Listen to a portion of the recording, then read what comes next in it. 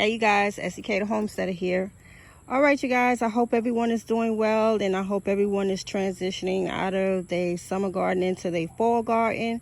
All right, you guys, so on my last video, I was explaining to you guys the upcoming changes that I want to make on my left side and my right side raised bed area. So what I decided to do, you guys, is being that these two raised beds was cleaned out, the okra and my green bean raised bed over here, and we actually put soil from some of the buckets that I got rid of and grow bags that I got rid of. We put a lot of the soil in here. So being that this was already kind of ready to grow in, I decided to give my winter garden a chance to grow something for the last time in these warped raised beds. So they still got some life in them.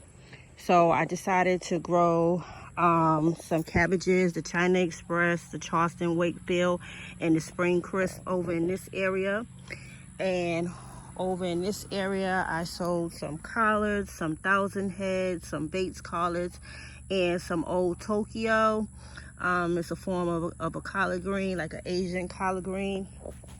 So that's what I did over here in this raised bed. And again, I will be transforming this whole area, but I decided to give myself my last winter grow in here, being that the soil was here and the soil is still good. And come mid part of the fall, I will definitely be working on that back area to begin removing the old raised beds and just work my way to the front. So all of this will definitely be transformed come springtime, and I'm hoping that I get some good germination over here. I did add some compost. I need to put some bone and blood meal in here, and I just used my stick and made some trenches going vertically across and just sprinkled my seeds in there. No rocket science when I throw seeds out, you guys. So this is the plan. And the reason why I did this, you guys, let me back up. We're supposed to get rain up until Saturday. So within the next, let me see, Wednesday, Thursday, Friday, Saturday, we should have good rain for the next 3 days. So I said, let me run out here and sow some seeds and see what type of germination I get in these the last season for growing in these raised beds here. And I said, let me just give it a go. So hopefully I get some good germination. Who knows, I may get abundance of cabbage this season. I really hope I do. But remember, I planted some out there in the purple grow bags out there, so those already began to germinate. They looking really good. My last 4 bags is for my carrots over there, and this is what it's looking like, you guys. So this is what I'm going to be doing, and I will bring you guys update on how my seeds are germinating within the next week or so.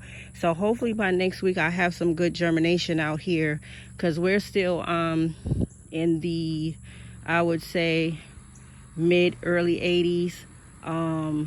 So we still got some heat to where these seeds could get germinated. So this is what I'm hoping for. And I'm going to try to get to my purple bags probably tomorrow and get my carrots sewed up over there. And I may even try to throw some carrots in these black grow bags over here down this area where I cleaned out, and just threw these bags inside my tomato buckets over here. So I'm going to probably try to get something growing in these as well. So that is the plan, you guys. So I hope everyone is doing well. It's been a very hot summer. We all know that.